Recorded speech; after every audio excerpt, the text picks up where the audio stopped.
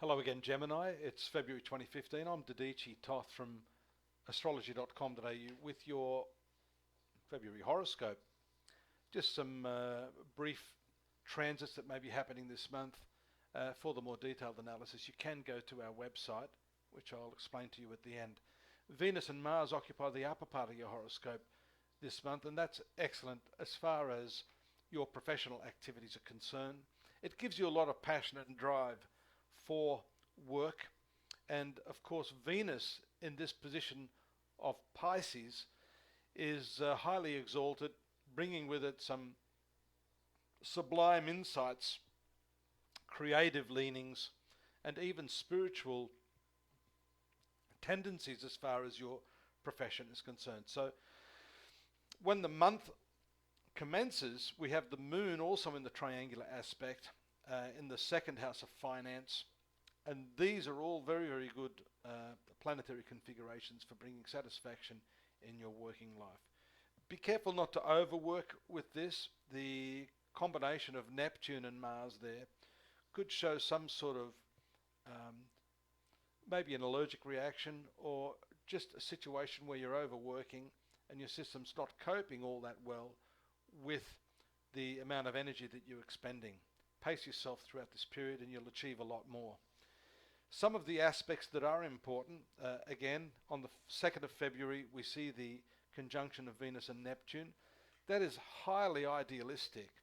In other words, you may have dreams that you've been bottling up.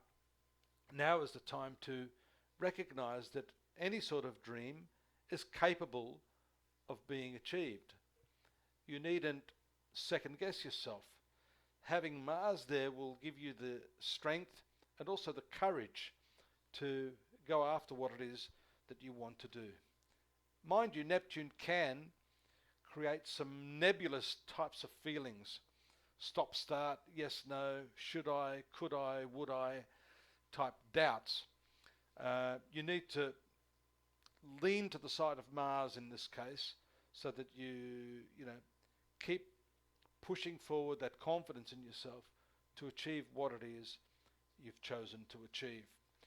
So all in all, these aspects are quite good, and it's also an interesting thing to note that on the 4th we see the full moon taking place in your 3rd house of negotiations. Let's not forget too that Jupiter is there and has been for a while. It continues moving through this part of your horoscope. So having the full moon and Jupiter there is very, very lucky indeed. So again, that is leading us to predict that any sort of negotiations, communications, contracts, even short journeys that are associated with your push for professional success should be rather successful this month. That takes place on the 4th. And then we also see surrounding that the 6th of February, a hard aspect between Mars and your sun sign. That you have to be careful of, because although you have all that drive and energy, these particular right angle aspects can sometimes presage sort of physical accidents, complexities in relationships that lead to argumentation and that type of thing. So, just take your finger off the trigger for the time being, and allow the full moon in the 3rd house to communicate your way through in a diplomatic way anything that's bothering you, anything that needs to be said, because that can produce some rather hot-headed circumstances. The stationary movement of Mercury around the 12th and its forward motion for you, being your ruling planet, is very, very important. It dominates not only yourself as a being, but the 4th sector of your horoscope, which relates to the family and in particular your mother.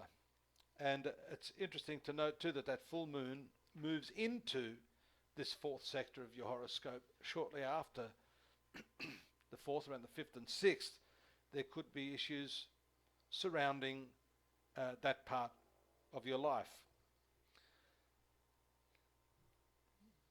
The retrogression of Mercury is often fraught with fear and trepidation by most people, lay people and astrologers alike.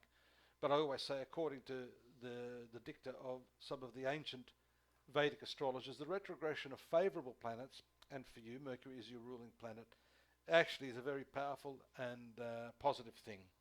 So don't worry about that. Its forward motion gives you the opportunity to put in place some of the decisions that you make at this time. The Sun and Mars move to the sign of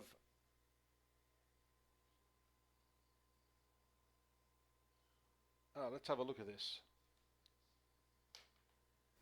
Gemini, part 2. So the Sun come into the conjunction of your 10th house on February 19th, along with the new moon. The moon in conjunction with the Sun as well is very, very telling at this time, being in your 9th and 10th houses.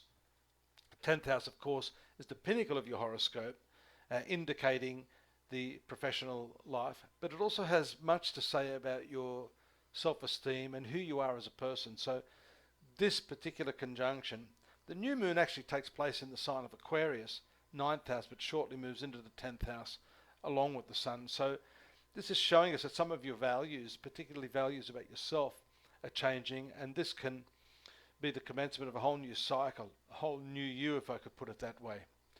We see Mars moving to the 11th house on the 20th, Venus also moving into that house on the 21st, so a lot of passion and drive to earn money.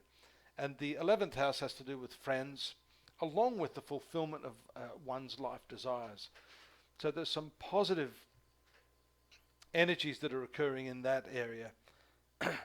We see, because the past karmic point is in your 11th house, connections with people from your past could continue to play an important role.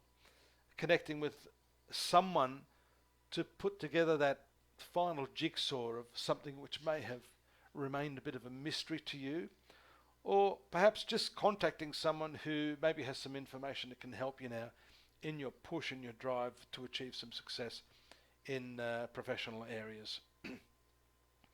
That conjunction of Venus and Mars in the 11th is a very passionate one. It's an excellent one because it influences your 5th house of romantic love affairs, and therefore we see you stepping up that side of your life during the last week or two of the month. The Sun-Saturn square from the 10th house to the 7th house, because you do have the position of Saturn there, sitting there at the early part of Sagittarius, could result in some responsibilities associated with your partner or your spouse, something to do with their family life that may be weighing heavily. And this could involve a decision that may not be pleasant, because you may need to accept something associated with your work and let down your partner or family members as a result of that. In any case, this usually shows a few additional responsibilities throughout this period. That exact square takes place on the 24th. On the 25th, Venus lends its triangular aspect to Saturn there, softening the blow of that transit on the 24th. That takes place on the 25th. This is how we have to balance some of these transits and say, well, look, if that's a hard aspect, there's another aspect here that is going to soften the impact. We also see another constructive aspect from Mars to Saturn on the 26th. So the 24th, 25th, 26th, important dates. 26th also, the Sun enters into conjunction with Neptune there in your 10th house. Some confusion surrounding the directives given by your employer or the people that you work for may need you to be a step ahead of the game and to not make decisions too quickly, especially in the last few days of February. Again, join me there at astrology.com.au. More detailed information on your monthly, your daily and your yearly horoscope, with a lot of free stuff, and of course our psychic readers, including myself, there to help you with any of your more personal questions that require a more in-depth analysis. Take care and see you here next month. Bye-bye.